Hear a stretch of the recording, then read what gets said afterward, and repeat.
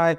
2023லேயே உடல் பருமன் அதாவது ஒபிசிட்டி வந்து ஒரு ஹெல்த் கண்டிஷன் கிடையாது, அதுவும் ஒரு டிசீஸ் தான் அப்படின்னு இந்தியாவில் அனௌன்ஸ் பண்ணிட்டாங்க. லேட்டஸ்ட் ரிப்போர்ட் படி வேர்ல்ட்ல கிட்டத்தட்ட ஒரு 100 கோடி மக்கள் இந்த உடல் பருமனால பாதிக்கப்பட்டிருக்காங்க. இது 30 வருஷத்துல 4 மடங்கு அதிகமா இருக்கு. டெல்லியில 150 குழந்தைங்க வந்து ஒபிசா தான் இருக்காங்களாம். சென்னை அண்ட் பெங்களூர் டெல்லியை விட அதிகம். 53% குழந்தைங்க வந்து ஒபிசா இருக்காங்க. நாளுக்கு நாள் குழந்தைகளோட ஒபிசிட்டி ரேட் வந்து அதிகமாயிட்டே தான் இருக்கு. உங்க குழந்தைங்களோட ஹைட்ல பாதிக்கும் கீழே தான் அவங்களோட இடுப்பு சுற்றளவு அதாவது வெயிஸ்ட் சர்க்கம்ஃபரன்ஸ் இருக்கணும்.